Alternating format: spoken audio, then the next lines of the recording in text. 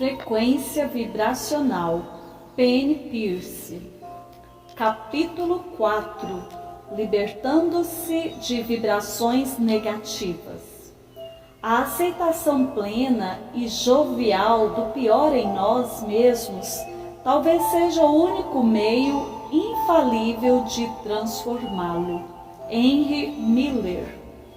Cláudia entrou na reunião com um cliente em potencial e imediatamente começou a suar, apesar de estar sentindo frio. Estou captando alguma vibração em mim, pensou ela. Então empurrou as sensações para o fundo da mente e preparou-se para sua apresentação. Quando começou a falar, percebeu que alguém da equipe desse possível cliente estava debruçado na direção de um colega, sussurrando alguma coisa com expressão de menosprezo. O segundo homem ergueu a cabeça para ela com um olhar vazio e em seguida olhou para seu calendário eletrônico. De repente, Cláudia se sentiu julgada e pouco à vontade. Já acanhada, perguntou-se o que poderia haver de errado com ela. Não era uma mulher atraente? Com sua força de vontade, tentou reduzir a ansiedade e fez a apresentação mais inteligente e encantadora que pôde.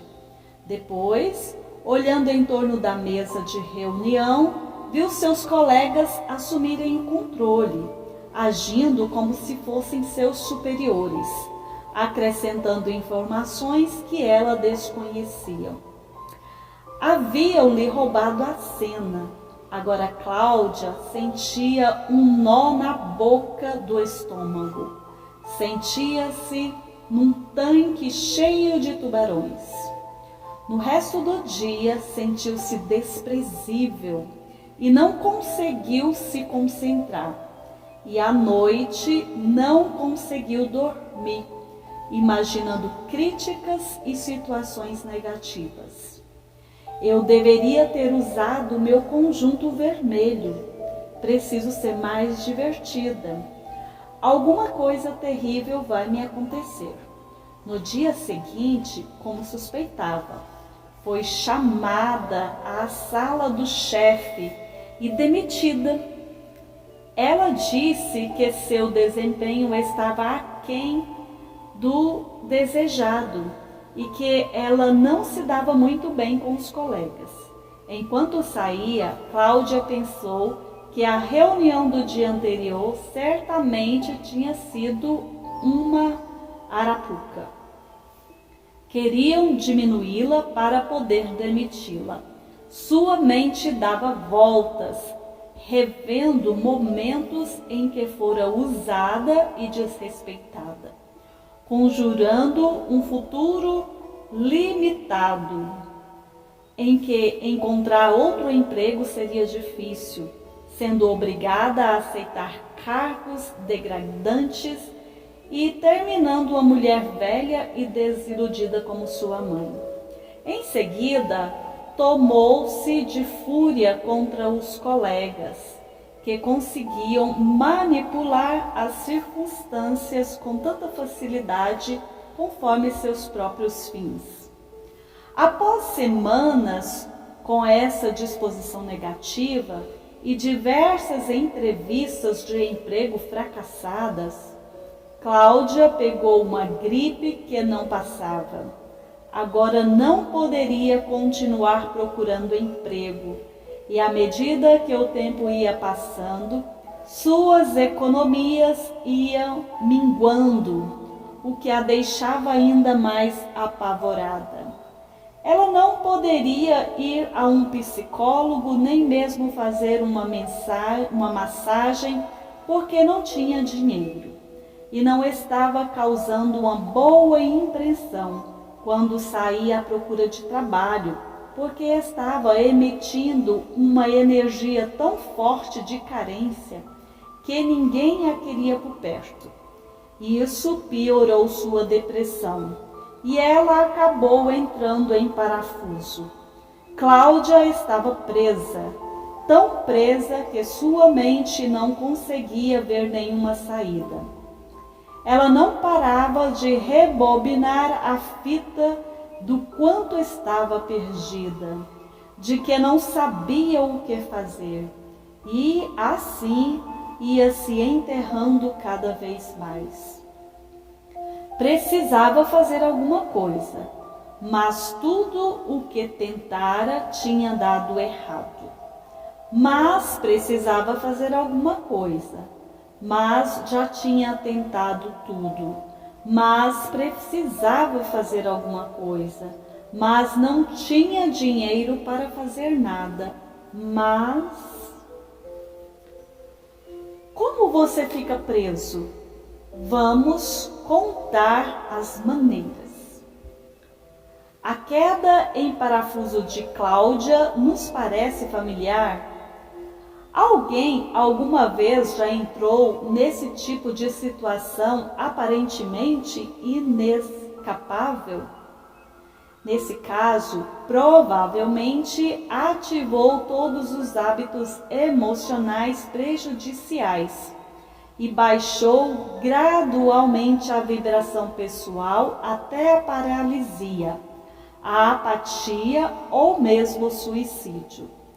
Quando a frequência cai e parece ter parado, é difícil ver como as coisas poderiam mudar e lembrar que somos uma alma sem limites, dona de um destino fabuloso, que somos muito capazes de materializar. Mas de que modo as condições paralisantes ocorrem? Vamos examinar a dinâmica interna do estar preso em vibrações negativas e os meios de reverter os padrões para que possamos nos livrar mais depressa desses períodos de tempo realmente perdido. Você só aprendeu as lições daqueles que o admiravam. Eram gentis com você e lhe cediam o lugar. Não aprendeu as lições daqueles que o confrontaram ou disputaram a passagem com você. Walt Whitman.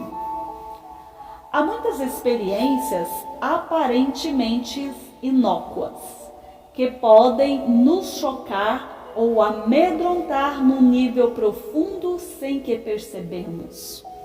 E isso pode nos levar a fugir e retrair. Os dois homens que julgaram Cláudia, sem dizer uma palavra, e amedrontaram no nível subliminar, levando-a da vibração alta da avidez e do entusiasmo à vibração mais baixa, contraída, da insegurança em questão de segundos. Quando temos experiências negativas, a vibração pessoal tende naturalmente a cair e nos sintamos mal. E quando a frequência é baixa, tendemos a ter mais experiências negativas, o que leva a uma vibração pessoal ainda mais negativa, como ocorreu com Cláudia, que desencabou da decepção e da frustração para a hostilidade e o desespero.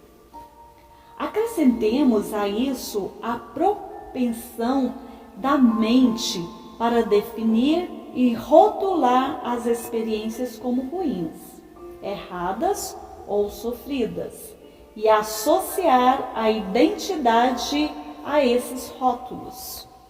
Então somos maus, errados ou sofredores. Isso não tem graça nenhuma, de modo que usamos a força de vontade para resistir a essa experiência ou para fugir dela e o fluxo da vida cessa.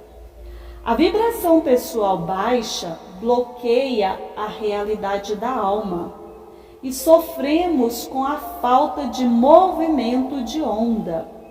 Eis aqui 7 maneiras pelas quais podemos ficar presos. Primeiro, um ciclo de crescimento acabou, mas ainda não percebemos e continuamos presos a ele. Acabamos de criar alguma coisa, desenvolvemos novas habilidades, aprendemos algumas lições e a vibração está passando a um novo nível. Mas, como Cláudia, não percebemos que acabou o que devemos encerrar esse capítulo da vida. Talvez por excesso de lealdade, não tenhamos percebido que estamos entediados ou não tenhamos usado a imaginação para criar uma realidade melhor. Caso não captemos a mensagem de que o trabalho já acabou, a vida se encarregará disso e seremos demitidos, como Cláudia, ou obrigados a sair porque a mãe caiu doente ou a empresa do marido o transferiu.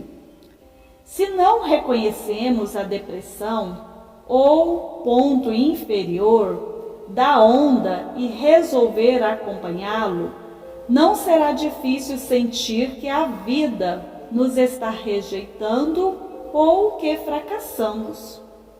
Se usarmos esses finais para nos recriminar, nos sentir pouco amados ou cairmos de cabeça no vazio, vamos entrar em parafuso como Cláudia. Todo ciclo natural de criação exige a materialização de uma ideia em forma e sua desmaterialização para criar um espaço limpo, novo, ou uma tela em branco. Esquecemos que criamos forma, depois espaço, depois forma, depois espaço. Esquecemos quanto o espaço é necessário e prazeroso. Segundo, não usamos o que recebemos ou queremos mais do que podemos usar. É comum estar fora de sincronia com o ciclo natural de crescimento, dizendo que aquilo que recebemos não é o que queríamos, tentando forçar algum acontecimento antes da hora ou mantendo algo numa forma que quer se dissipar. O que temos num dado momento é aquilo em que andamos pensando e nos concentrando, consciente ou inconscientemente, nos últimos dias, semanas e meses. Ao reclamar de uma situação atual, invalidamos o funcionamento perfeito do processo de materialização, o que interrompe a onda vital ou fluxo natural. A vida emerge de uma vibração pessoal. Portanto, se as experiências estiverem sendo problemáticas com muita frequência, é possível que ultimamente tenhamos nos impregnado de emoções e pensamentos negativos, e os obstáculos estejam aí como lembrete. Provavelmente precisamos elevar a vibração, concentrando-nos nas coisas que amamos e no modo como preferimos nos sentir. Devemos nos perguntar que pensamentos ou hábitos emocionais habituais promoveram esses resultados. O que estou mostrando a mim mesmo? Usando aquilo que criamos, é possível concluir conscientemente um ciclo de criação e abrir espaço para que surja outro. Além disso, podemos bloquear o fluxo vital e ficar presos, querendo mais do que precisamos para aprender uma próxima lição de vida. Criar demais significa apenas que teremos de nos livrar de algumas coisas, e isso desperdiça tempo e energia. Terceiro, uma experiência deflagra a lembrança de outra experiência negativa semelhante. Quando a vida provoca uma lembrança triste, saímos do fluxo em que nos encontramos e nos teletransportamos para o passado penoso. O subconsciente reage automaticamente com um hábito emocional prejudicial, que limita a maneira como lidamos com a experiência original. Recusamo-nos a sentir o que está aflorando e nos entregamos a comportamentos de lutar ou fugir que nos impedem de confiar em nós mesmos ou nos outros ou de receber orientação importante. Além disso, podemos nos sentir subjugados, imperativos, defensivos, distraídos, desorientados, deprimidos ou vítimas. É possível que paralisemos por culpa, punição, controle ou teimosia. No caso de Cláudia, a demissão mobilizou a lembrança da mãe, cujo alcoolismo arruinou uma promissora carreira de cantora. E Cláudia ficou obcecada com o medo irrealista de que algo parecido pudesse acontecer com ela. Quarto, falamos do que não existe, do que ainda não aconteceu, do que talvez nunca possa ser, do que não gostamos, do que não fazemos ou de que não somos. Quando a mente se concentra em descrever realidades vazias ou não existentes, na verdade não estamos materializando nada. Além disso, abandonamos o fluxo da vida e ele não pode prosseguir sem a presença consciente. Para sentir alguma coisa real e, portanto, ter motivação e ação, o consciente deve estar centrado no corpo e perceber por meio dele, que é o nosso filtro da realidade. Quando a comunicação intrapessoal descreve uma realidade negativa ou não existente, o corpo não consegue apreendê-la, porque os corpos existem no tempo e no espaço. O corpo se prepara para agir com base numa ideia brilhante, por exemplo, até que a gente diga, não sou inteligente. O mesmo acontece quando dizemos, quero ganhar mais dinheiro, mas não sei como. Então, nossa consciência do corpo sente a mesma espécie de consternação que sentiu quando era bebê, e o amor não encontrou resposta ao voltar até nós. Ele não consegue compreender o conceito de negatividade e não existência, e enquanto ele luta para entender o que deve fazer, ficamos presos. Quando falamos de vazio e não existência, criamos em nós, em nosso mundo, um buraco ou uma lacuna imaginária.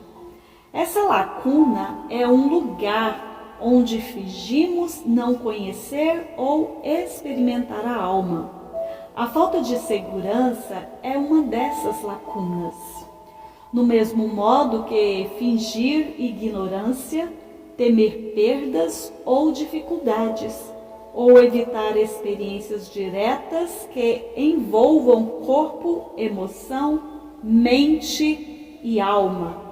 As lacunas nos dão ilusão de impossibilidade, o que desestimula a expressão pessoal e retarda o movimento da onda vital.